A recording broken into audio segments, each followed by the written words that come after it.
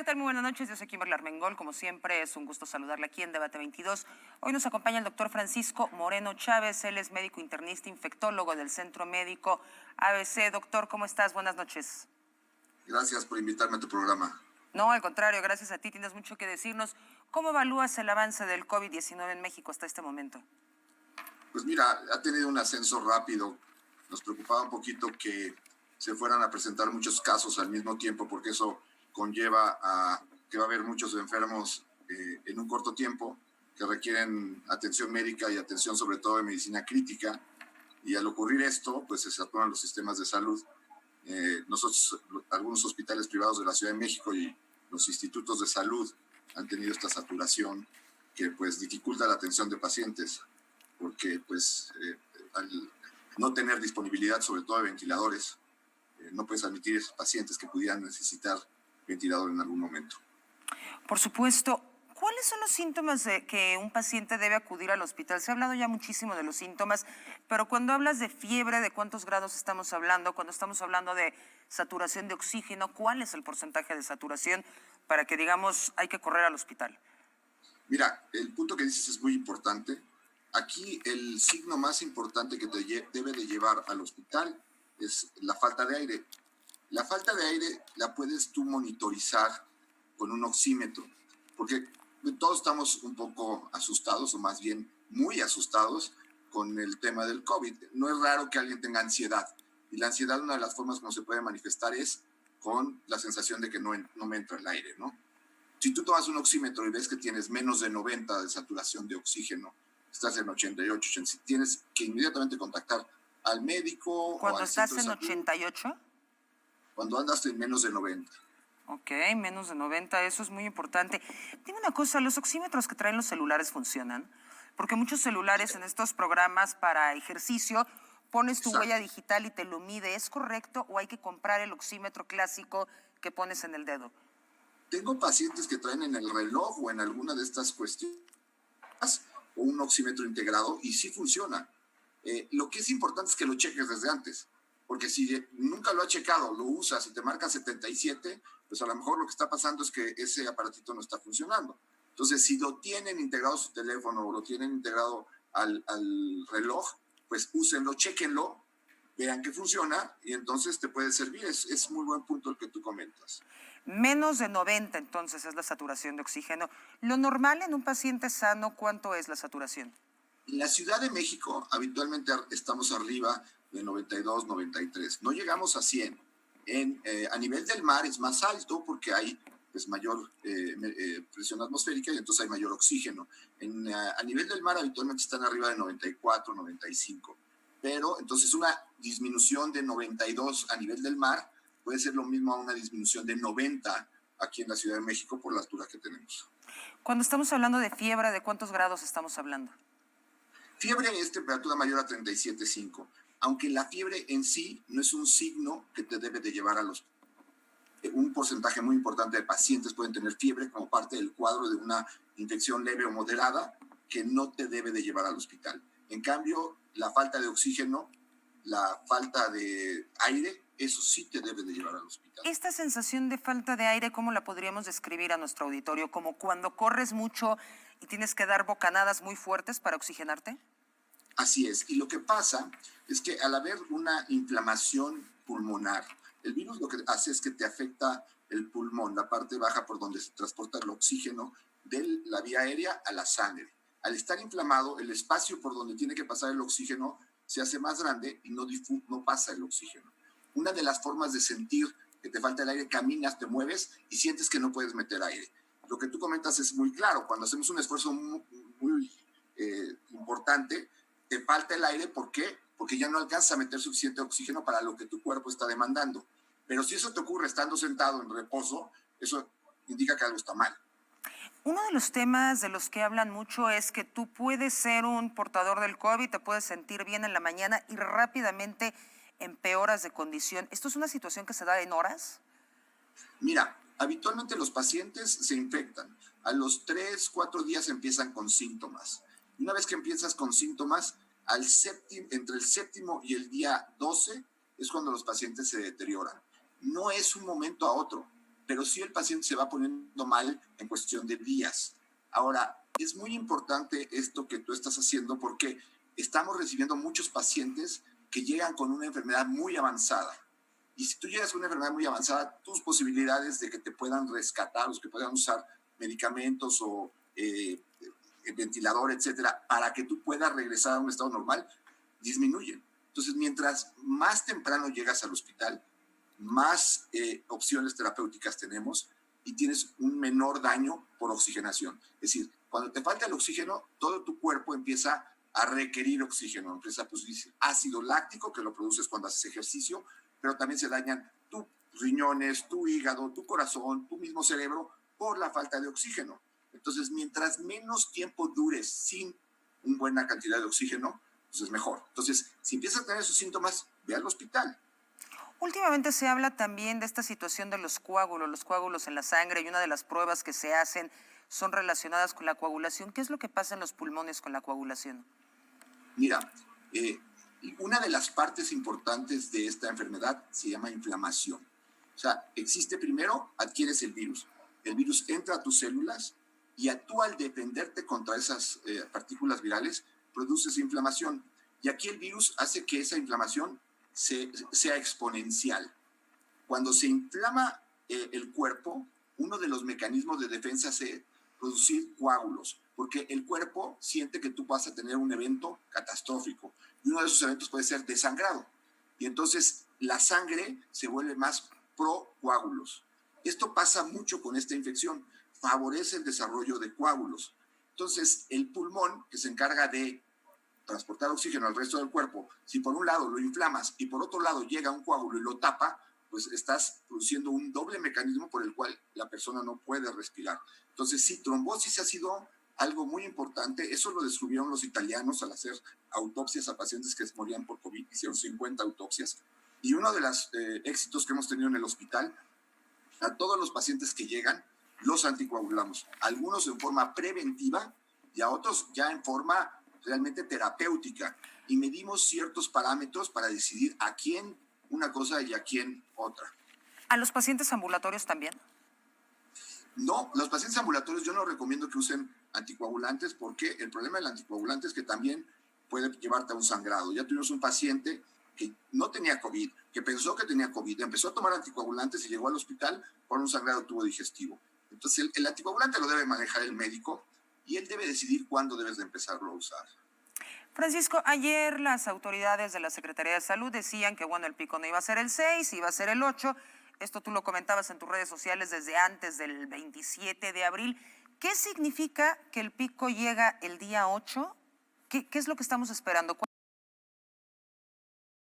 Lo que pasa es que cada día tienes un número mayor de casos que el día anterior. Es decir, hay más infectados y esos infectan a más pacientes y a la vez esos más infectados que infectaron a más pacientes infectan a más pacientes. Entonces, lo que tú ves en el reporte de casos es que cada día hay más y más y más casos, ¿no? Cuando llega un momento en donde llegaste al máximo de casos que vas a tener en tu epidemia, llegas al pico de la epidemia. El problema que estamos teniendo es que pues no tenemos suficientes pruebas. Entonces, por ejemplo, llegó el fin de semana que además se relacionó con el 1 de mayo, que muchos laboratorios no trabajaron, se hicieron menos pruebas el fin de semana. A mí me preocupa un poquito que los resultados que estamos viendo ahorita no son el reflejo de que estamos teniendo menos casos, sino que se hicieron aún menos pruebas de las que ya se venían haciendo, por lo tanto tienes menos diagnósticos y da la impresión de que la curva se empieza a frenar. Lo que percibimos como médicos es que seguimos teniendo una gran cantidad de pacientes que son diagnosticados y que requieren de atención.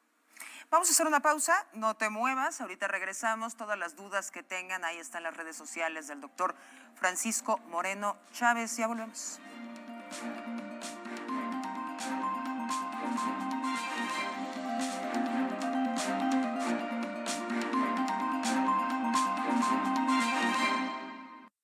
Las enfermeras, doctores y personal de salud se han convertido en verdaderos héroes, que ante la contingencia nos están dando todo y lo seguirán haciendo. Hoy arriesgan su vida para salvarla de otros. Luchan en primera fila contra un enemigo invisible que nos ataca día a día. Hoy, ellos son los protagonistas, a quienes les agradecemos que su prioridad sea nuestro bienestar.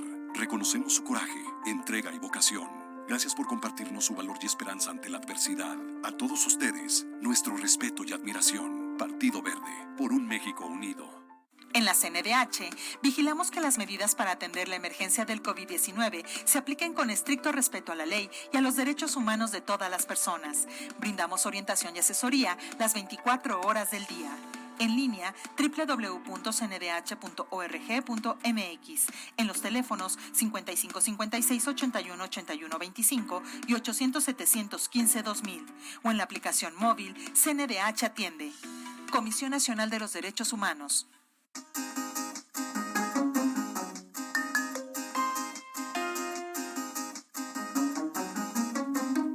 Estamos de vuelta con el doctor Francisco Moreno. De acuerdo con los modelos matemáticos, ¿cuándo podríamos estar esperando una baja en los casos? Yo esperaría que a partir del 14 de mayo esperemos empezar a tener una disminución de casos. Creo que la meseta del pico de casos la vamos a tener entre el 8 y el 14 de mayo y a partir de entonces esperamos todos que tengamos una disminución en el número de casos. Una disminución en el número de casos. ¿Tú cuándo y cómo crees que podríamos retomar las actividades en México?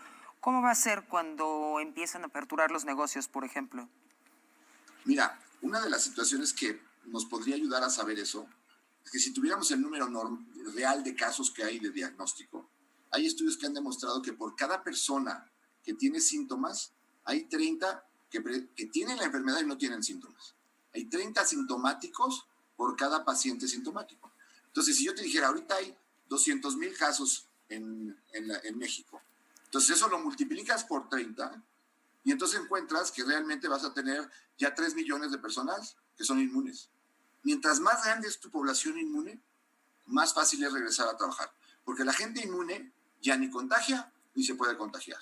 Es una forma de tratar de hacer eso de una forma científica, de saber cuánta gente hay inmune. Hay unas pruebas especiales para eso que se llaman pruebas inmunológicas o serológicas, y eso pues, nos podría ayudar a que realmente sí se abrieran las cosas a partir de junio. De otra manera, lo vamos a abrir como hemos manejado toda la pandemia, a ciegas. ¿Tú crees que podríamos exponernos a una segunda ola y a una tercera ola de contagios? Mientras no sepamos los números, piensa que si tenemos que el 90% de la población aún no ha estado expuesta al virus y sale, y con que haya 3% de gentes que estén infectadas en ese momento, ese 90% de gente tiene posibilidades de infectarse. Entonces tienes una segunda ola y una tercera ola. En Nueva York, por ejemplo, estiman que ya el 30% de la población ha estado expuesta. Entonces ellos van a poder salir porque el riesgo de una nueva ola pues, se hace mucho más chiquita. Mientras más inmunes hay en la población, las olas de infección van a ser menores. Entonces, igual, para abrir una ciudad, necesitas saber cuál es su estado de inmunidad. Y eso no lo sabemos. Una de las pocas ventajas que vamos a tener de tener un gran número de infecciones es que vamos a tener un gran número de personas inmunes. ¿En algún lado ya se están haciendo estas pruebas de inmunidad? Uh-huh. Incluso Chile lo está llamando pasaporte de inmunidad, España también, Alemania, en Estados Unidos se está haciendo. Lo único que tenemos que tener es una buena prueba de inmunidad. No puedes tener una prueba que te vaya a dar una falsa positiva y tú salgas y no te haya pasado nada. Estas pruebas van a ser muy útiles porque el virus te genera inmunidad. No sabemos cuánto tiempo, no sabemos si el año que entra vamos a necesitar vacunarnos o vamos a estar otra vez susceptibles, pero de que hay inmunidad, hay. ¿Por qué? Hay 3.700.000 infectados hoy. Y de esos hay 1.200.000 que ya pasaron la infección. Es decir, o se recuperaron o fallecieron. Pero el caso es que hay 1.200.000 gentes que ya pasaron esa parte de infección. Y no oyes ni escuchas de segundos casos, de nuevos hospitalizados. Si esto estuviera teniendo una reinfección por el número tan grande que ha vivido esto, lo estaríamos sabiendo. Hubo una alarma muy grande porque en Corea sacaron un artículo de que había 51 personas que después de haber dado una prueba negativa dieron una positiva. ¿Qué hicieron los coreanos? Cultivaron a las personas que tenían esa prueba y vieron que no crecía el virus, que lo que detectabas eran partículas virales que persistían después de una infección y que el paciente realmente no estaba teniendo una recaída, sino es que estaba eliminando restos de esas pruebas virales durante un tiempo más prolongado. Qué complicado esto de las noticias falsas. Leí un estudio de sus primeros 33 pacientes en el ABC, tuvieron una tasa de mortalidad cero. ¿Cuál es el protocolo? ¿Cómo lo lograron?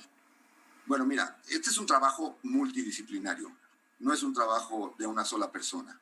Tenemos una de las mejores terapias intensivas del país y nuestros intensivistas tienen el protocolo de cómo manejar a los pacientes que se van a ventilar.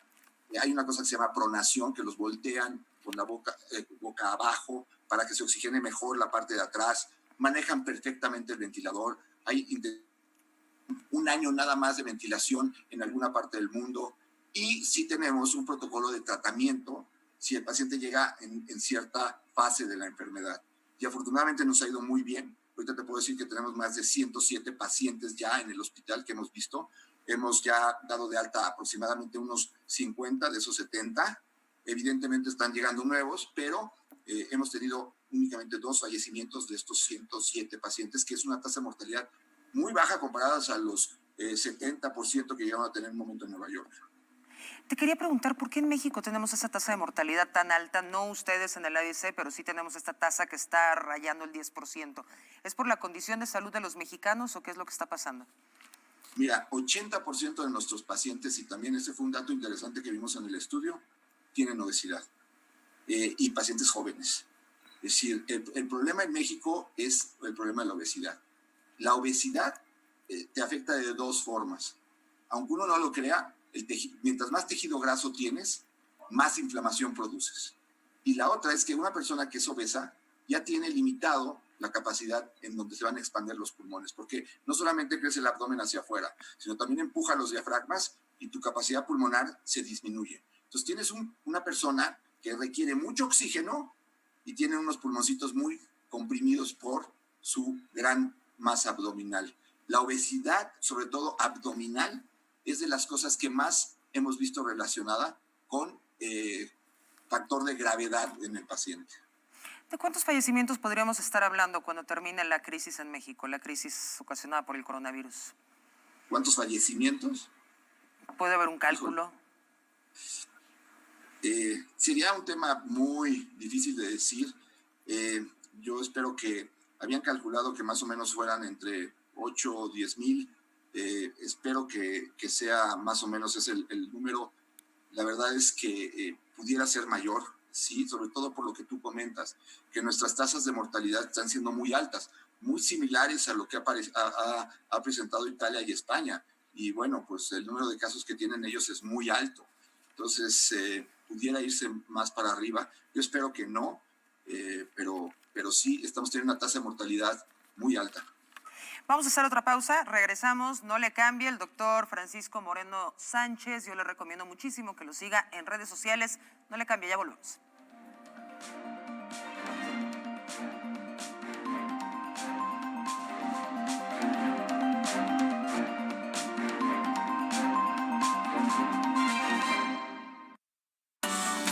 El Senado de la República continúa trabajando para ti.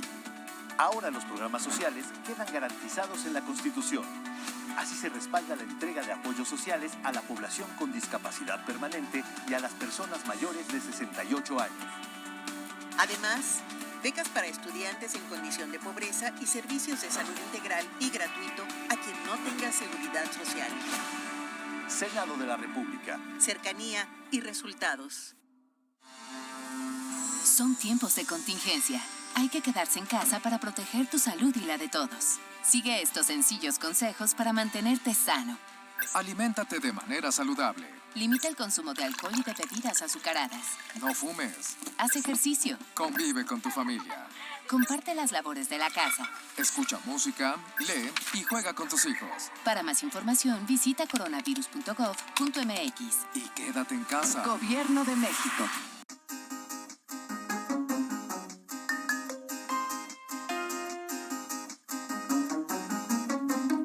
Estamos de vuelta, doctor Francisco. ¿Cuál es tu evaluación del modelo Centinela? ¿Hicimos las cosas bien? ¿O hicimos lo que pudimos? Porque también tiene que ver con recursos. Así es. Yo siento que el problema del modelo Centinela es que está muy diseñado para una enfermedad de la que conocemos bien cómo se va a comportar. Y desafortunadamente con el coronavirus No sabemos cómo se va a comportar porque es una enfermedad nueva. Es decir, en el modelo de influenza no tenemos tan número de asintomáticos como tenemos en el coronavirus. Cuando se hizo el modelo Centinela, sabías que la población se iba a comportar de la misma forma. Ya pongo un ejemplo. Si tú vas a un área en donde hay muchos niños, la cantidad de asintomáticos va a ser mucho mayor que si vas a un área en donde hay gente mayor. Si vas a un área en donde hay un gran hacinamiento, confluencia de personas, vas a tener un mayor número de pacientes sintomáticos que en un lugar en donde hay más esparcimiento. Entonces, ¿cuál es el problema del modelo Centinela? Si tú ves el dato se dio el 8 de abril y había alrededor de 28,000 casos, con la multiplicación de los casos que había por el 8.3. Ahora, si tú ves cuántos casos tenemos 26,000. Entonces tenemos menos casos que el 8 de abril, según el modelo actual, porque el modelo Centinela ya no se está aplicando. La realidad es que tenemos 776 pruebas por millón de habitantes. Somos el país número 147 en número de pruebas. Es decir, hay 146 países que han hecho más pruebas por millón de habitantes que nuestro país. Por las razones que haya sido, pero andamos navegando a ciegas en esta pandemia. Un tema que ha tomado muchísima importancia son los familiares de los pacientes. Hemos visto toda clase de manifestaciones que no les dan información de sus pacientes, están desesperados por saber. Desde el lado médico, desde el lado científico, cuéntanos cómo es el protocolo de un paciente que tienes internado con COVID, justamente para que sus familiares lo puedan entender. Mira, los pacientes tienen que estar aislados. Estamos hablando de que esta enfermedad es sumamente contagiosa. Platicaba con la esposa de un paciente que teníamos y me dice, es que a mí no me importa que yo me contagie, yo quiero estar con mi familiar. Como le explicaba, el problema no es que te contagies solamente tú, lo cual en sí es un problema. Pero el problema es que si tú te contagias, vas a contagiar a toda el área con la que tú convives. Entonces, los pacientes tienen que estar solos y aislados. Muchos de ellos, al estar intubados, están sedados y no pueden hablar. Entonces, tampoco hay la comunicación con el paciente.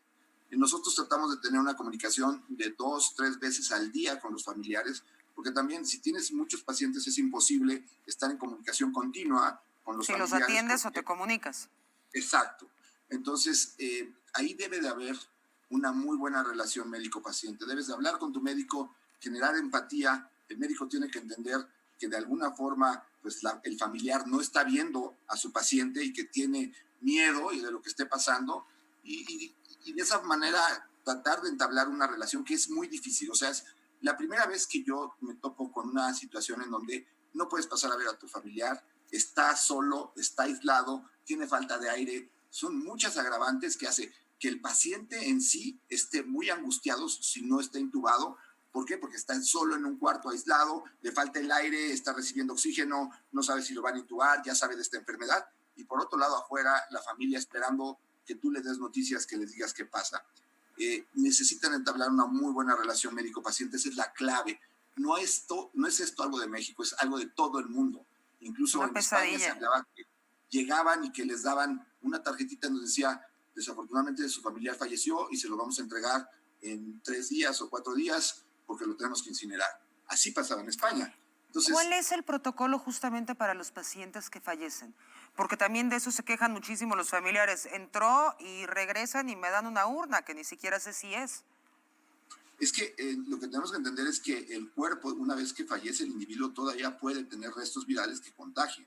Entonces debe de haber un procedimiento, no necesariamente es incineración, pero debe de haber un manejo adecuado del cuerpo. Y el problema es que si estás teniendo muchos decesos al mismo tiempo, pues también ese se vuelve un tema, porque no es nada más limpiar un cuerpo así, sino limpiar sábanas, todo. Y el problema es ese, ¿no? Que te avisan que tu familiar ya falleció y que no lo puedes ver en ese momento. Cuando la gente pues lo que quisiera es de alguna manera despedirse de su familiar y vuelve a esta situación en donde la gente tiene que entender que pues no es que tú no los quieras dejar ver, sino que estás tratando de protegerlos a ellos mismos. Sí, es fácil cuando lo vemos como una masa, ¿no? Pero cuando son casos particulares y tragedias particulares es muy complicado. Francisco, ¿los pacientes intubados se lastiman por el proceso de intubación? Mira, esto lo hacen habitualmente especialistas. El que pone el tubo lo hace un especialista. Antes de intubarse, el paciente se seda, se duerme, se le relaja para que no haga un esfuerzo a luchar a que tú le pongas un tubo. Y después se mantiene la mayor parte del tiempo dormido, sedado, tenemos lo que se llaman ventanas neurológicas en donde lo despiertas a ratitos para ver que neurológicamente está bien, pero es evidente que alguien no puede estar viviendo con un tubo en la garganta. Entonces los tienes bastante sedados y el paciente realmente no siente ni la falta de aire ni la molestia en la garganta. Ahora, el problema de los tubos es que si los dejas mucho tiempo, empiezan a lastimar la vía aérea. Por eso después de un tiempo que aproximadamente es 14 días, los pacientes requieren de traqueostomías, porque si no el tubo te va a acabar lesionando la tráquea y entonces tienes problemas que se llaman traqueomalacia, un daño estructural en la tráquea que tú quieres evitar. Qué complicado. Cuando entra un paciente, cuando el paciente es intubado con todas estas características que dices, ¿cuáles son las probabilidades de vida? Mira, el subsecretario hablaba de que el 80% de mortalidad cuando son intubados, en el mundo está alrededor del 30% de mortalidad. ¿En el mundo es 30%?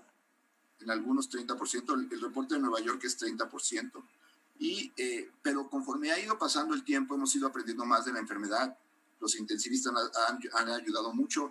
Ahorita en el hospital pues, tenemos una mortalidad como del 2% en intubados y en varios centros de México, de los institutos nacionales, están logrando también cifras de mortalidad muy bajas.